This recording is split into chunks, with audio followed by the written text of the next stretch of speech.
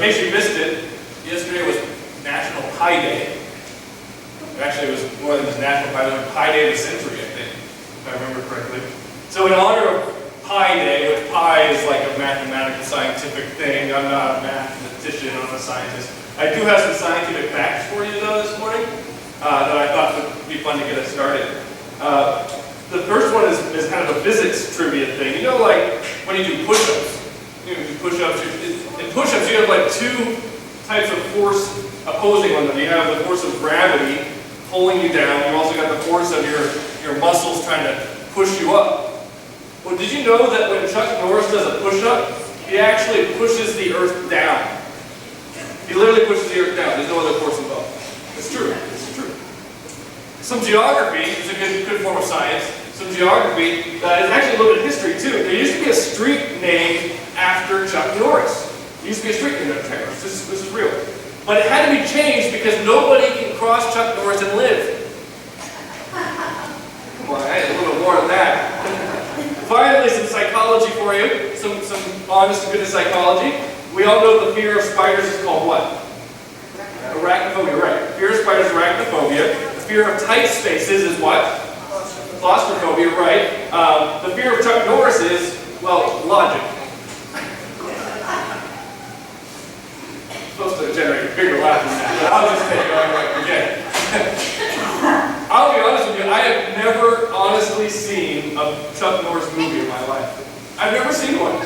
I've never watched a single episode of Walker, Texas Ranger in my life. I've never seen one. But like every living human being on earth, I know just as well as you do that you don't cross Chuck Norris and live. That you just don't. Chuck Norris will kill you if he has to. Chuck Norris is that powerful.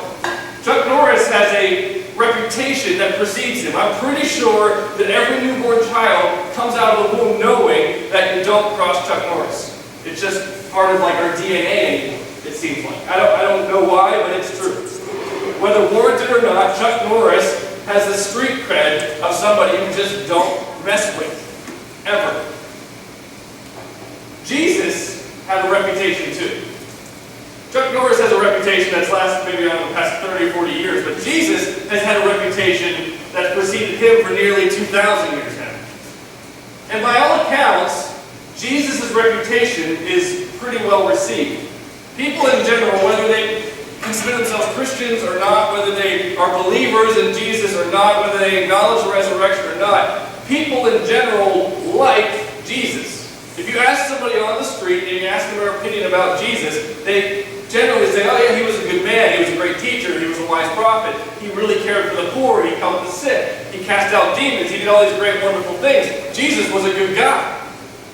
Most people, when asked, like Jesus. And in fact, you may not know this is actually true.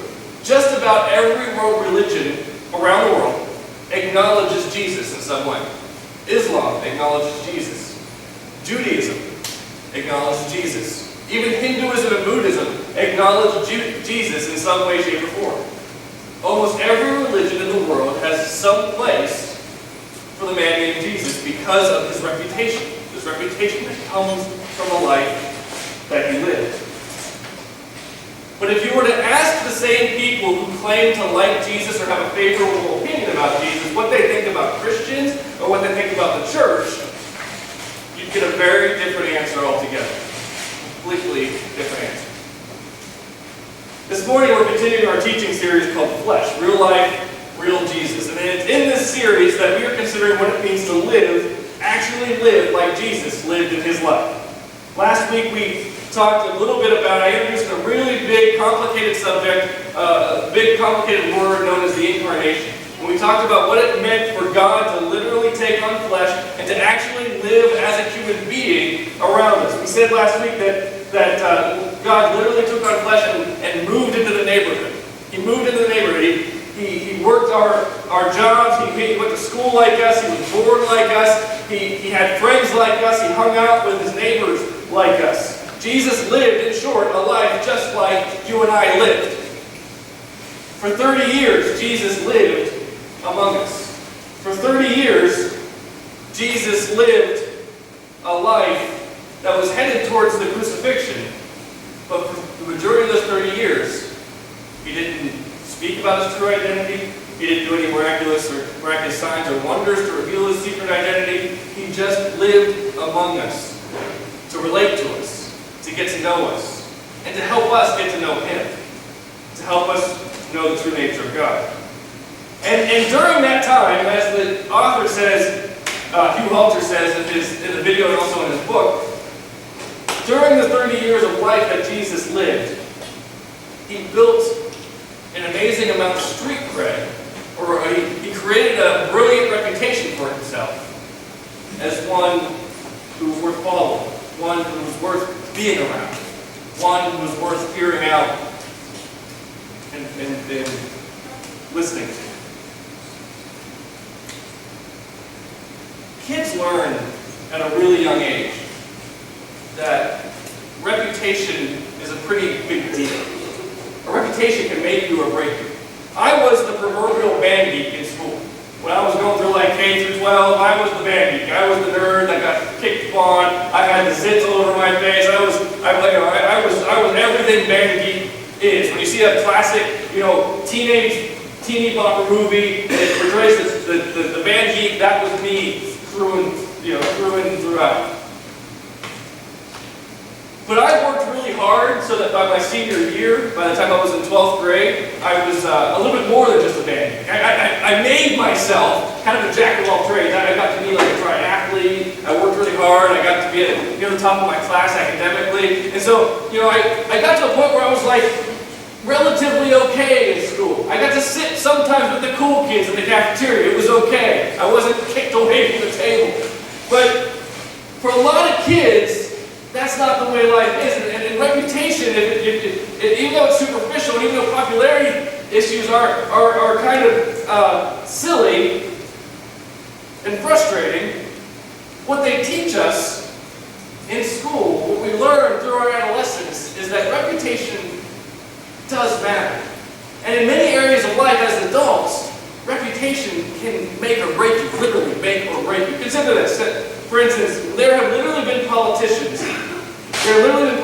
who've gone one day as being among the most powerful people in the world to the next day being literally unemployed because their reputation was tarnished.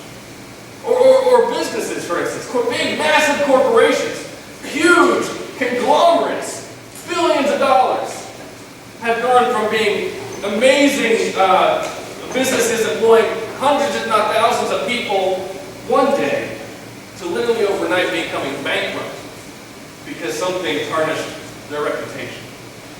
Reputation, street cred, what people think about you, is a pretty big deal. So the question is, what do people think about you? How do people see you? What do they think about when they hear your name? Who are you to your neighbors, your coworkers, your classmates, your family and friends? Who are you? I like you. You know that. The people here this morning, as far as I know you, I like you all. But I can't speak to how you are perceived in your workplaces, or your schools, or your neighborhoods, precisely. But one thing I can say for sure is that because you are here this morning, there's a segment of the population that doesn't really think highly of you. If you were to do a Google search and just type in the words Christians are, I have an image of what you would see. If you start typing in the words Christians are on Google, it starts pulling up some of the most popular trending searches on the search engine. You get things like delusional, hypocrites, ignorant, weird, hate-filled, jerks. There's at least one nice one there, saints. You got one thing. That's good. You got one thing going for us. We're annoying. We're different. The natural street cred, the natural reputation of Christians is not very high in the world around us. And the irony of that is, the one we claim to follow, the Lord we claim to worship, he had an amazing reputation. People still to this day say, yeah, I love that Jesus. about him. In positive terms, not negative terms like this. By the thousands in the Gospels, they flocked to him. They wanted to be around him. They wanted to hear him. They wanted to see him. They wanted to touch him. Literally, people would break through crowds just to touch a piece of his clothing. People wanted to be around Jesus. Jesus created a buzz. If social media, if Twitter existed in Jesus' age, hashtag Jesus would have gone viral pretty quick. Jesus was what everybody was talking about. The question is, how do we do that? Last week I introduced you to this 5-step grid. And I'm not sure I explained it all that well, so I want to explain it a little bit better this morning. When God took on flesh and came into the world, one of the things that he did was demonstrated for us that the power of a single life, is that it can change history. Jesus lived for 30 years. And in that 30 years, he changed the trajectory of history forever. Now, of course, he was God in flesh, so he had a little bit of an edge on us, sure. But Jesus, in that 30 years of his life, he changed people's lives. He literally transformed the world in which he lived and forever changed history for the next 2,000 years.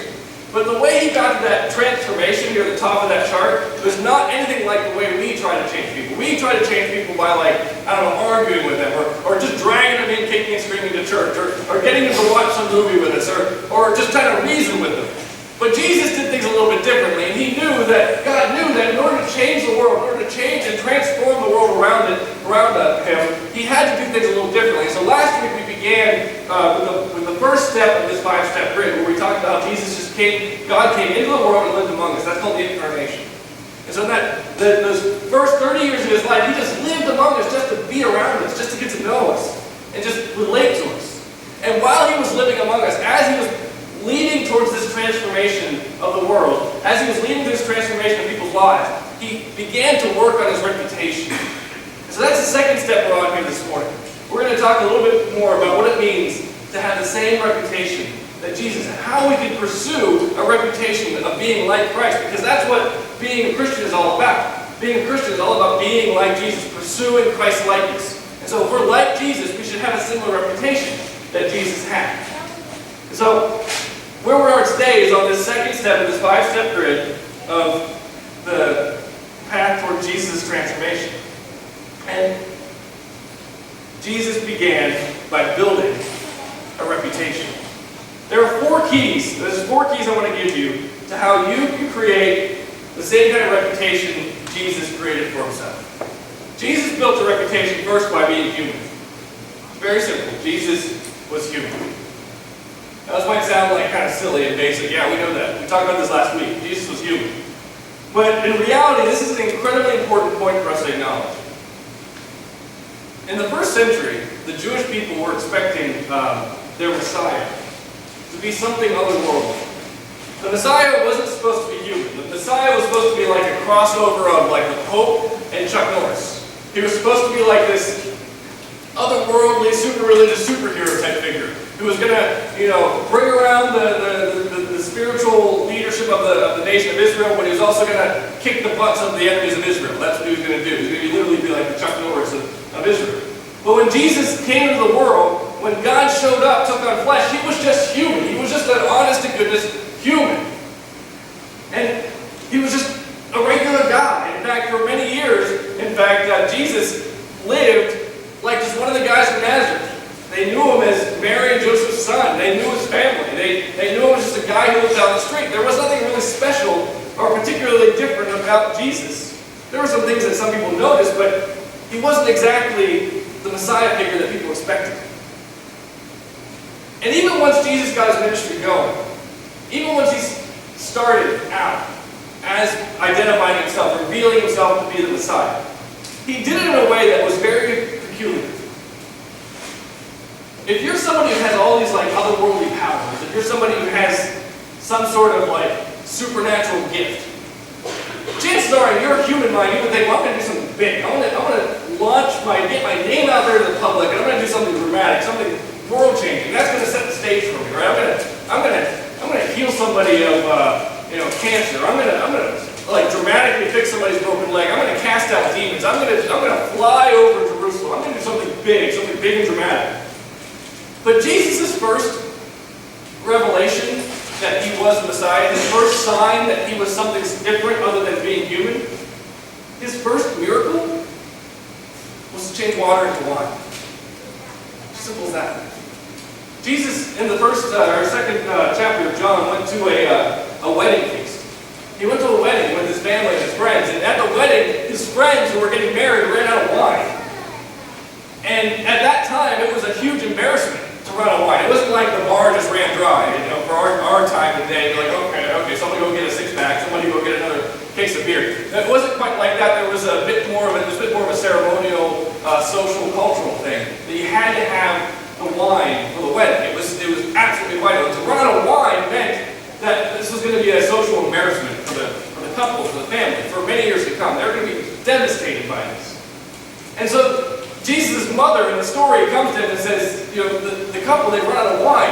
Can you fix this? And Jesus literally says, and we don't have the scriptures with us, but if you look at the scriptures, Jesus literally says, my time is not going to come, this is not my problem. It's the most human conversation that Jesus and his mother have, I think, in the entire gospel. He literally says, it's not my problem. My time is not yet come. But because of his heart, because he cares about people, because he loves his friends, because he's real and he's human and he cares about the things that humans care about, Jesus helps his friends out. And he changes the water into wine.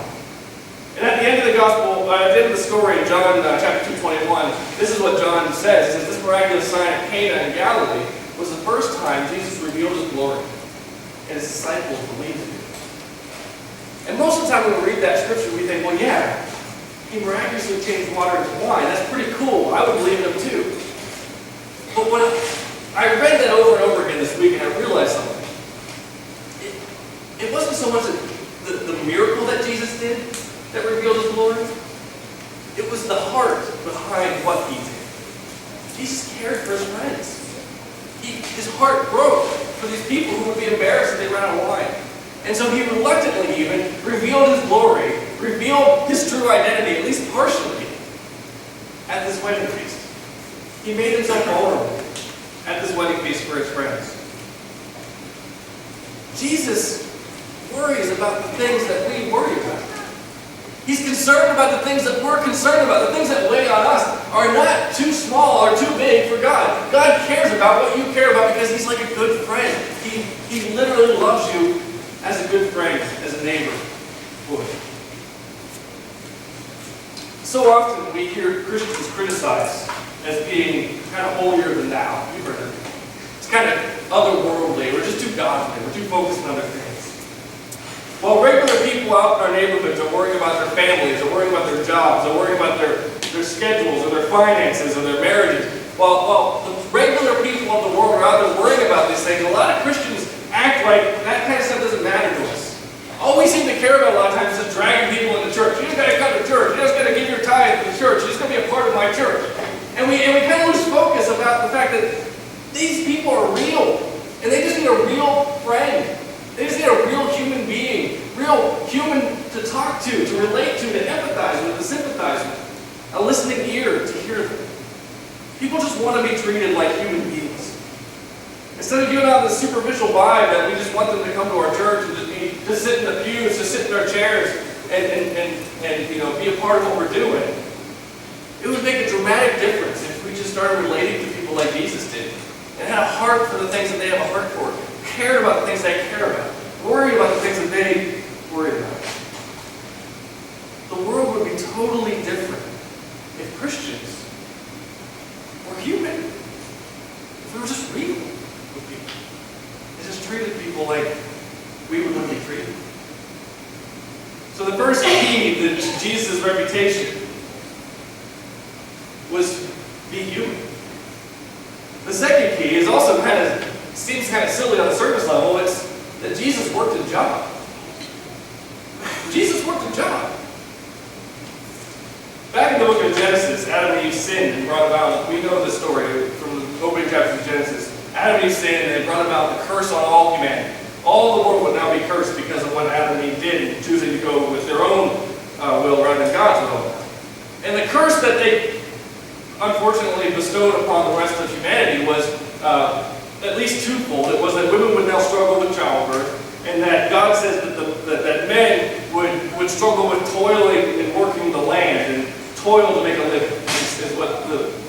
Genesis says that happened after the fall of man.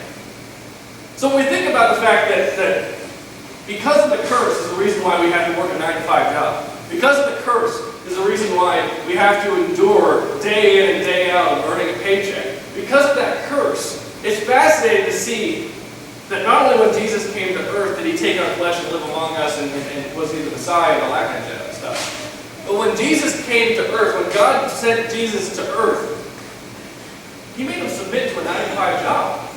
Like he literally made him work. There's a scripture in Mark chapter 6 in which Jesus is interacting with people in his hometown of Nazareth. And the people look at him and they scoff at him and they say, he's just a carpenter. He's just that carpenter.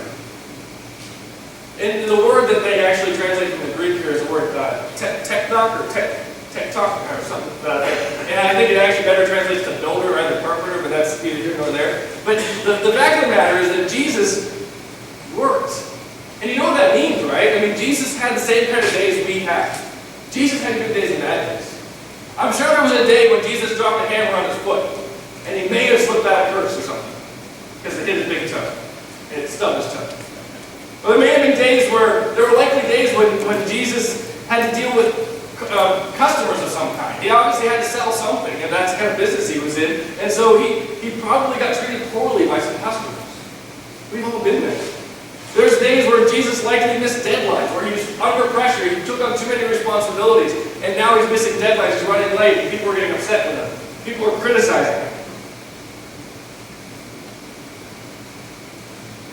In spite of the fact that Jesus had to submit to the curse that we submit to, in spite of the fact that Jesus actually had to work a day job like most of us do, unless we're like born into a particularly wealthy family, and that's the case, then we need to talk, so we're doing some fundraising for the church. But because Jesus had to, in spite of the fact that Jesus actually had to work 9 to 5, or probably more like 7 to 8, you never see throughout the Gospel Jesus ever pulling the God card, ever. You never say, time out, I'm God in the flesh, I'm the creator of the universe, you guys wouldn't be here because of me, I'm taking a union break. You never see that of Jesus. Jesus never does that, ever. He just submits to the curse. He submits to his job. He submits to his responsibilities. Throughout the history of the church, there's been a number of different monastic orders. And monastic orders basically means that if you wanted to live like a more spiritual life, you would separate yourself from the world and kind of live in these orders of monks, is what they are. And there's a number of orders. There's the Benedicts, the Benedictine monks, there's the Dominicans, there's the Franciscans, a whole bunch of them. But when I was in seminary, I remember hearing about this one particular order of monastic order that I literally fell in love with. I thought, if I was ever to become a monk, this is the group that I would like join. It was a group called the Trappists. Anyone ever heard the Trappists? Some of you are nodding your head. Some of you are back there. Yeah. The Trappists were known for being a bit different than any other monastic order in the history of the church. Most monastic orders, most monks, and you can even imagine it with your mind's eye, you probably see it in the popular view of what it looks like to be a monk, is most monastic orders, like, they begged for their survival. They're on the street corners begging for support. They were raising money through the church, and they were all based on offerings, sacrificial offerings for other people to keep them going. Well, the Trappists, the thing that made them different was they believed in the phrase, the philosophy of ora et labora, which means to pray and work. That was their philosophy. That's how they did everything. They prayed and worked. They saw no difference between worshiping God and working with his resources. Work and worship were kind of hand in hand for the Trappists. And so they were known throughout history as being one of the most self-sufficient monastic orders in the history of the church. In fact, they were so good at what they did that by the time of the Reformation, in the history of the church, if you know what that is, that by the time Martin Luther launched the Reformation, they were thought of to control nearly 1/3 of the entire medieval economy. 1/3 of the entire medieval economy was kind of directed through the Trappist order somehow. And the reason was because when they worked the land, or whenever they would make bread, or they would make beer, they would sell it. That's how they would fund their ministry. People trusted them. People saw them as Christians, so they must have had integrity, they must have had compassion, they must have been true, they must have been honest. And so people would trust them to exchange goods and services with them in sort of this kind of like pre-capitalistic system, so that they could get what they needed, and the Trappists would get the money they needed to fund their other ministries. So 1/3 of the entire economy of the medieval lands at that time, mostly throughout Europe, were funneling through the Trappist monks. People trusted them. People were willing to do business with them. And it was due to these connections that they had, these business connections that they had with the world around them. It's popularly thought of that because of those business connections that the name of Christ and the Christian faith spread exponentially throughout the land at the time.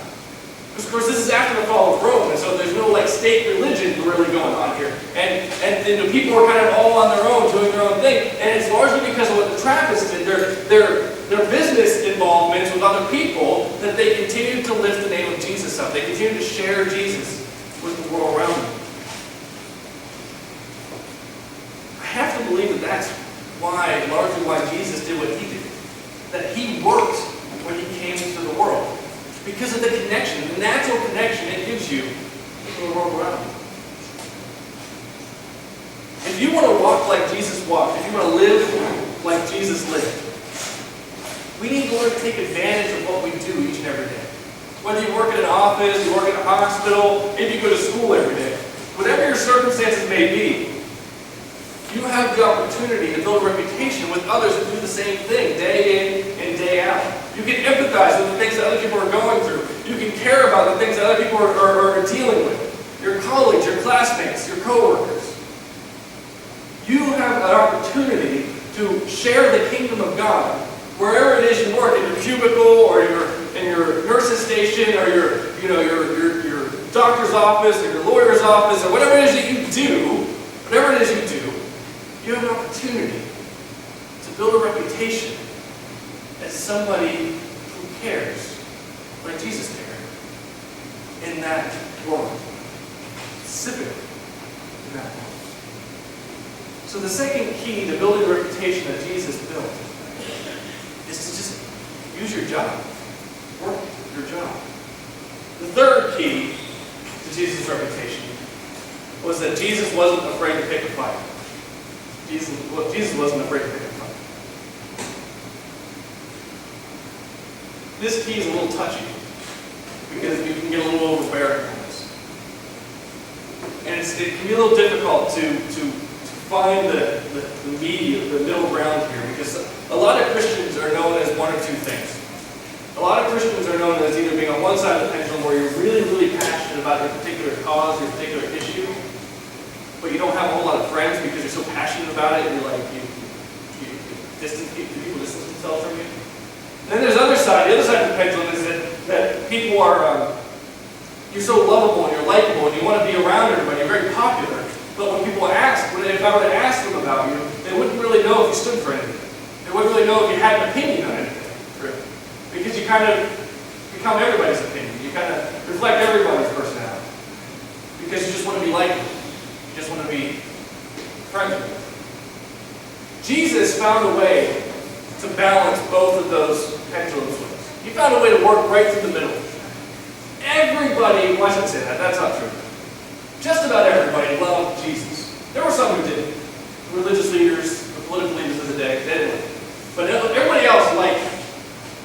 But there was no doubt in anybody's minds that Jesus stood for something. He was countercultural. He stood for something real. He represented something different than the rest of the world. He wasn't a pushover like some people think he was. He knew how to stand up for what mattered. Jesus knew how to pick a fight when the circumstances warranted it. In fact, there's this famous story, and it's in all four of the Gospels, but Matthew's version gives us the greatest amount of clarity. It comes in Matthew chapter 21. Matthew tells us this, Jesus entered the temple and began to drive out all the people buying and selling animals for sacrifice, literally driving them out with a whip. He knocked over tables of the money changers and the chairs of the selling doves. And he said that the scriptures declare my temple will be called a house of prayer, but you've turned it into a den of thieves. Jesus, in this story, we didn't get the reference where he says this, but Jesus literally fashioned a whip prior to going into the temple and was snapping a whip, driving out people from the temple. I mean, this is like Indiana Jones type stuff. This is like pretty hardcore stuff Jesus is doing. He's hardly a pushover. You get this from the story. But the important thing is we know why he was doing what he was doing. It wasn't just because he just loved the temple, and he wanted it to be clean, he wanted it to be sacred. Jesus did this because the sellers in the temple, those who were selling doves, those who were exchanging money, they were taking advantage of it. Jesus went into the temple around the time of Passover. This is the time when thousands of Jews from all over the world were coming back to Jerusalem to offer their sacrifices. But the people, the Jewish people didn't want to travel from every city or state and village that they came from, carrying all of these wild animals with them along the way to be sacrificed at the temple. So what they would do, as any rational human being would do, is they'd journey to the temple or journey to Jerusalem. And once they got there, they would buy the animals they wanted to sacrifice. They would exchange their money with the money exchangers, and they would buy their doves or whatever other animals they wanted to use as a sacrifice there at the temple. Well, you know, like you go to the baseball game and beer's like $20 a cup, or like a hot dog is $30. You know how that is, because they know you can't bring it in. That's what the people in the temple, the money changers and the sellers, that's what they were doing to the Jewish people. They were gouging their prices to make a crazy big profit off of the Jewish people. They were taking advantage of it. And Jesus had enough of it. He got sick of it. He was sick of the poor Jewish people being taken advantage of, so he bashed the whip and he chased them all out. And he scolded them. He stood up for something. Imagine what people said about Jesus after that day. Imagine what it must have been like to live then, and you were just a regular Jewish person wanting to go make a sacrifice in the temple, and you were so disgusted by the prices of the doves and the money exchanging rates. You're so disgusted by it, and all of a sudden you see this man chasing these people out. That's going to get some buzz going out. That's going to get people interested in what you're saying, what you're doing. Jesus stood for something. He stood for the common person. One of the reasons why a lot of people claim to not like Christians is because we've lost our spine. We've forgotten how to care for the things that God cares for. We've forgotten what it means to stand up for the oppressed and the poor and the sick and the suffering. Christians are supposed to be the ones who love mercy and cherish life and pursue peace. But yet we're not. The church is supposed to be the beacon of hope for the hurting world. Yet so few of us fight for the things God fought for.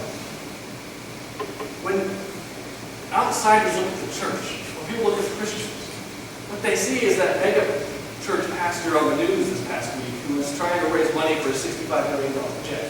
Did y'all see that in the news? It literally happened to me. A church pastor in Atlanta is who has a huge church in one of the poorest sections of Atlanta is trying to raise money, Students' Capital Campaign, to raise money for a $65 million private jet for himself. Now, if that doesn't give a bad name to the church, I don't know what does. That is not what God stands for. God stands to fight for those who are weak. He stands to fight for those who are oppressed. And that's what we need to stand up and fight for. Jesus was human. Jesus had a job. Jesus wasn't afraid to pick a fight.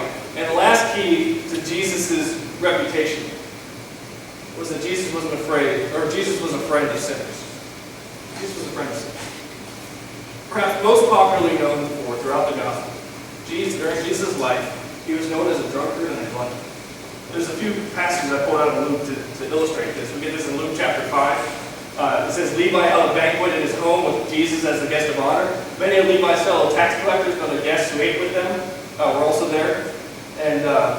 But the Pharisees and their teachers of religious law complained bitterly to Jesus' disciples, saying, "Why do you eat and drink such scum?" Can you imagine that? That's literally what they said. And then over into Luke chapter 7.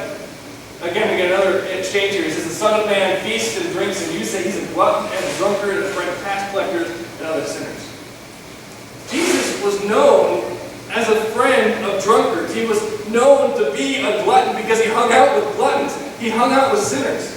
You don't get the reputation of being a drunkard and a glutton by doing a couple of outreach events towards people of that kind of personality type. You don't get the reputation of being a sinner by just occasionally keeping a few sinners at arm's length.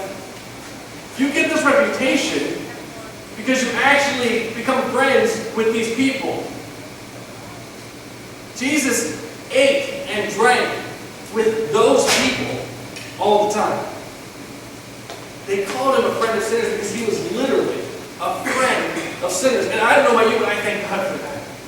Because when Jesus, they call him a friend of sinners, that means he's a friend of me as well. He's a friend to you as well. He's not afraid to be in a relationship with you as well. No matter how much you've done, no matter how far you've run, no matter what you've just done in your past, no matter where your life is today, Jesus is your friend because He loves you, because He's real, because He's human, because He knows what it's like to suffer through the job that you work in. He knows what it's like to live the life that you live because He's done it. And so His reputation is that He loves you. He's a friend of yours. And if Jesus is a friend of sinners, Jesus, the only sinless human ever to live, the only person to be blameless in the history of the world, is a friend of sinners, how much more so should we be friends with sinners? We have a lot to learn about what it means to follow Jesus. I introduced this passage last week. It's 1 John chapter 2, verse 6. It's kind of a theme verse for this entire series. John says, whoever claims to live in Him must walk as Jesus did. If we want to live like Jesus, if we want to have the reputation of Jesus, it's time we make some friends who are sinners. It's time we love people who are far from God. It's time we stop pointing out sins that are different than our own and just saying, I love you even though you sin differently than I do, or maybe you sin the same way I do, whatever the case may be. You're a child of God. You're my friend, and I love you. We have a huge problem in the church with pointing out sins that we don't like. We like to say, oh, that homosexual sin is so bad. And yet we overlook heterosexual sin just the same. We just forget it. Or we look at those, and we say, oh, you can't cuss, you can't have a drink of beer. You can't, those are big no-nos. And then meanwhile, we're overlooking the sins of gossip, gluttony, idolatry the whole time. Totally blind. We don't see it. We've got to stop pointing out sin and just start loving the sinner. Just start loving the sinner. The conversations and confrontations and the transformations, they're coming. Those steps are coming. But for now, it's time to just love the sinner. To truly live like Jesus lived, we need to strive to have the reputation He had. We need to be real. We need to leverage our jobs, whatever we do on a daily basis. We need to be willing to fight for the things that Jesus fought for. And we need to be a friend of sinners. With that, I'm going to invite the band to come on up, and we're going to close out with a word of prayer. Let's go ahead and pray.